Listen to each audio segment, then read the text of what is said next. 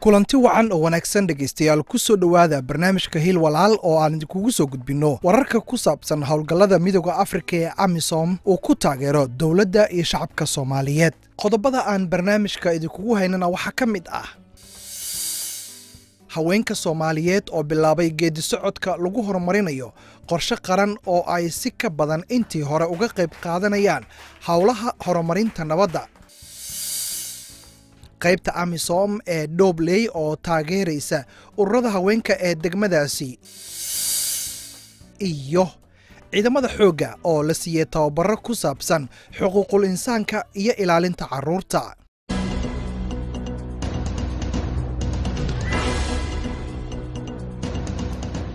waxaa magaalada Muqdisho ka bilowday geedi socodka ku aadan horumarinta qorshe qaran oo lagu xoojinayo sidii ay haweenku uga qayb qaadan lahaayeen hawlaha nabad dhisidda iyo dhaqaalaha lagu xasilinayo dalka iyo dadaalada dib u dhiska dalka Soomaaliya.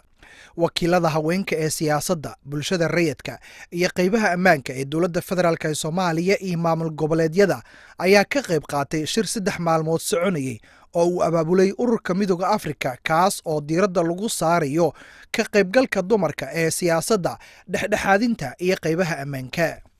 shirkan oo ay si rasmi ah u furtay wasiirka dhalinyarada iyo ciyaaraha ee Dowladda Federaalka Soomaaliya Marwo Khadiijo Maxamed Diiriye oo uu weheliyo kusimaha wakiilka gaarka ah ee gudoomiyaha midowga Afrika ee Soomaaliya Simon Mulungu ayaa sidoo kale looga gol leeyahay dhaqangelinta qaraarka golaha ammaanka ee qaramada midoobay ee tirsigiisu yahay 1325. As we continue to support and work with the government and the people of Somalia on reconstituting the state, rehabilitating and rebuilding Somalia, there are many things that we're doing, starting from the military to police, and this time around we want to focus on the issues of women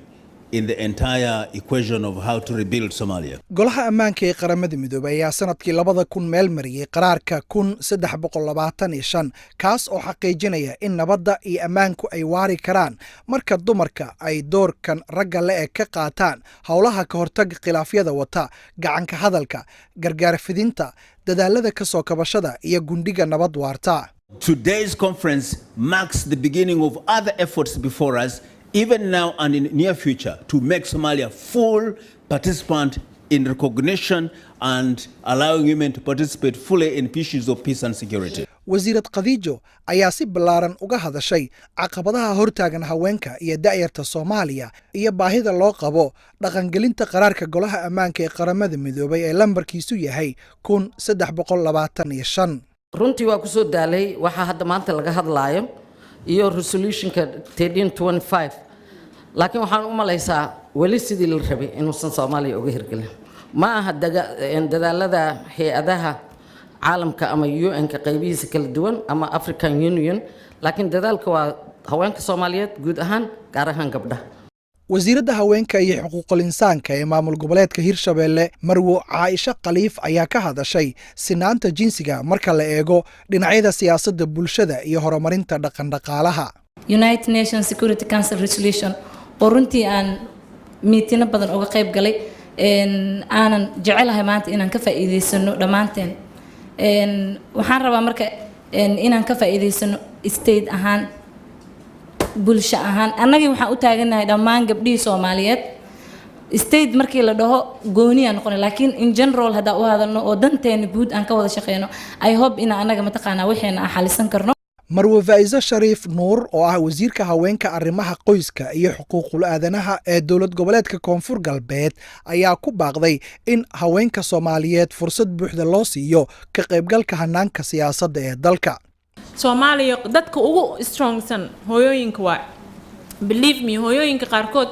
waxa arkaysa iyagoo alaleynayo calan wado in la dili jiray oo ma aragtay shabaab dili jiray ama siday ku dhimataba oo qof kala daneynaya lahayn. ninkeeda waxa dhici karta naag kale hore ka guursanaya iyada qof u ooyanaya xitaa ma jirto. gabdhihii jidka marayaan iyagoo ma aragtay qoryo soo guraya la xoogaya, iyadoo caano wado ilmaheed u shaqeynaysa la xoogaya. marka insha Allah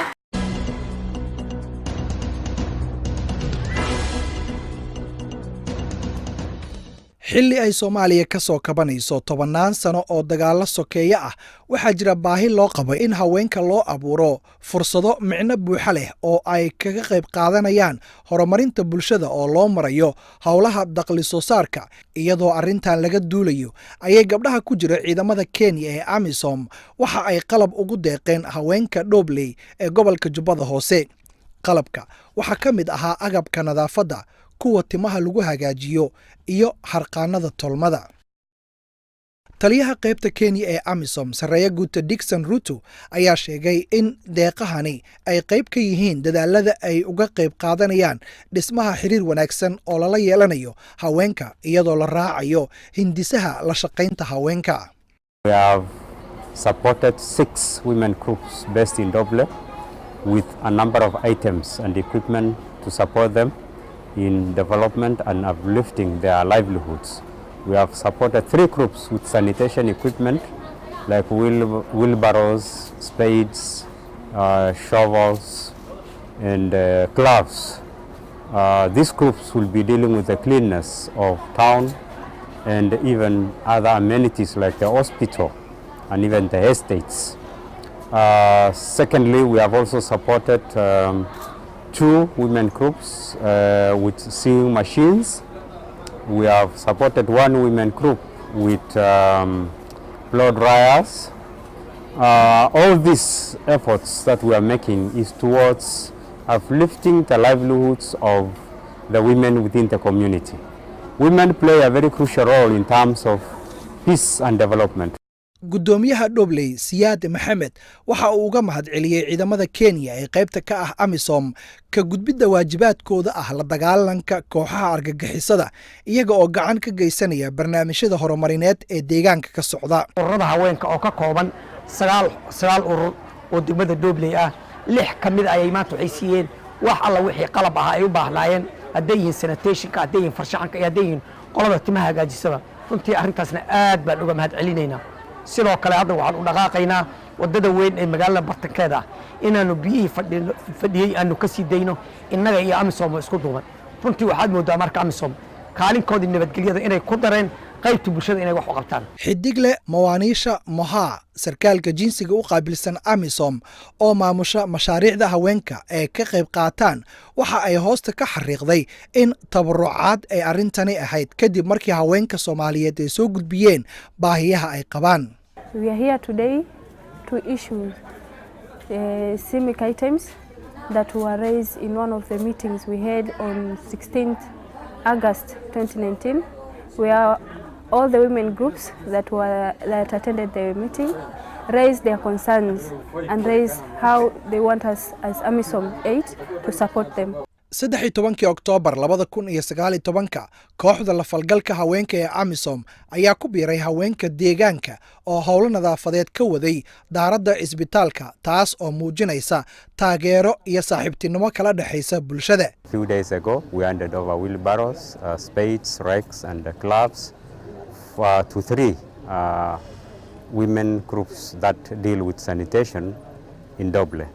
And today, we decided to join them in this exercise, and we decided to start with the hospital because this is a very, very crucial and important facility for treating the people of Doble. They are really doing a wonderful job because they are able to engage with the community and they are doing so much in the process of winning the hearts and minds of the community. Intana shaqo wanaagsan oo isdhaxgal annaga iyo walaalaheen AMISOM ayaan wada galnay shaqo aan caadi ahayn aan wada qabanay. waxaana maanta qabanaynay annagoo iskaashanayna wasaaradda caafimaadka iyo maamulka degmada Dhobley iyo qaybaha AMISOM oo u xilsaaran nadaafadda. waxaan wadnay campaign aan ku nadiifinayno guud ahaan magaalada Dhobley gaar ahaan isbitaalka weyn ee degmada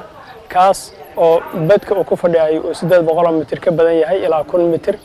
kaasoo ay culus tahay inuu qof iyo 2 iyo 3 wax ka qabtaan. maanta waxaan soo imaanay si guud inaanu campaign ooga qaadno aanu ku xaqiijino nadaafadiisa iyo badka isbitaalka baxada la eg inaan soo clean amar walba u ahaan lahaa.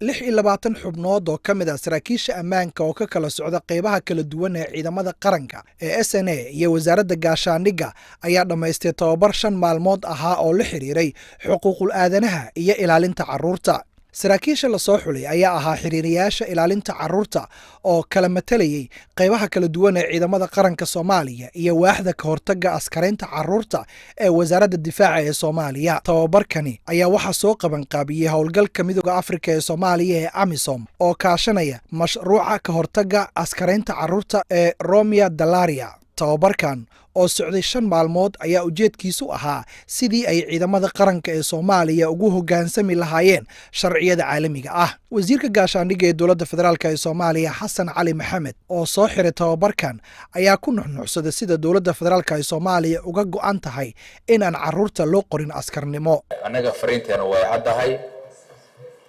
xadgudubyada risks graveska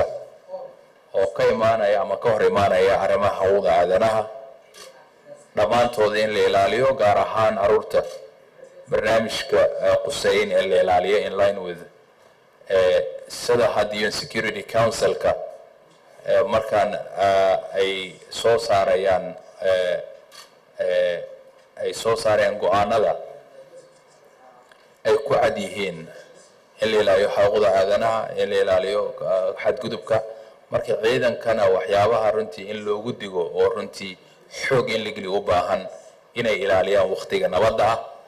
hawlaha aadanaha ama xadgudubka iyo xilliyada dagaalka sidoo kale carruurtan inaan loo adeegsanin. wakiilka gaarka ah ee gudoomiyaha ururka midowga Afrika u qaabilsan Soomaaliya Danjira Francisca Madier oo goobjoog ka ahaa xiritaanka tababarkan ayaa tilmaamay sida uu tababarku muhiim weyn ugu yahay dadaalka loogu jiro sidii si tartiib ah mas'uuliyadda ammaanka ay AMISOM ugala wareegi lahaayeen ciidamada ammaanka ee Soomaaliya. It is by no mistake you were selected. You have been selected as child protection focal persons critical to mainstreaming child protection across Somalia. As we anticipate the eventual handover from AMISOM to the Somali security forces, one thing you need to constantly remember is that the SNA, just as any other security organ in Somalia, should carry out its security obligations in compliance, and I would stress, in full compliance with the relevant international obligations under human rights and international humanitarian law. At AMISOM, we recognize the great efforts of the federal government of Somalia and the federal member states in the promotion and protection of human rights, especially the right of children and the collective strides to preventing the recruitment and use of child soldiers in Somalia. This endeavor is critical, both as legal and moral imperative, as well as work toward restoring peace in Somalia. Francisca Madier waxa uu sidoo kale ku booriyay shakhsiyaadka isku duwayaasha ah in ay waajibaadkooda u gutaan si dhab ah. waxa uu rajo wanaagsan ka muujiyay mustaqbalka taas oo ah soo gudbinta warbixinada xog wadaagga iyo ka wada shaqaynta arrimaha la xiriira ilaalinta carruurta in ay noqdaan kuwa xoogan maadaama kuwa la tababaray ay si toos ah ula falgalayaan mas'uuliyiinta ilaalinta carruurta ee wasaaradda difaaca. Musa Gabow oo ka mid ah saraakiisha AMISOM ee tababarka soo abaabulay ayaa sheegay in isku duwayaasha sida uu qabo hindisaha Romia Dalaria aan la barin oo keli ah aragtiyada laga qabo waxa laga filaya in ay qabtaan balse sidoo kale la baray sida ay ula falgalayaan tusaalayaal ficil leh oo si dhab ah dunida uga dhacay iyada oo la adeegsanayo xaaladaha dhabta ah ee ka jira wadamada Soomaaliya ka agdhow. meeshan waxaan ka baranay wax aad iyo aad u wanaagsan waxaan baranay ka hortagga askaraynta carruurta ayaan meeshan ka baranay si aad iyo aad waliba oo muhiimad gaar ah u leh maaragtay ciidanka xoogga dalka Soomaaliyeed haddii aan meeshan aan ka tagnana waxaan doonaynaa haddii alla yiraahdo in aan wadanka wax wanaagsan aan ka qabano ka hortagga askaraynta carruurta maadaama nalagu bixiyo qarash badan maadaama nalagu bixiyo jundi badan maadaama maaragtay nalagu bixiyay aqoon wanaagsan nalagu bixiyay waxaan insha Allah haddii alla yiraahdo haddii aan gadaal aan u noqono waxaan samayn doonaa in aan lagu manaafacaado in maaragtay wax lagu qabto wanaag iyo maaragtay dadka xushmeyn kala dambeyn maaragtay in la qabto haddii alla yidhaahdo shantan beri aan meeshan joognay waxaan baranay koorso focal point ama human right ka la askareynaya carruurta yaryar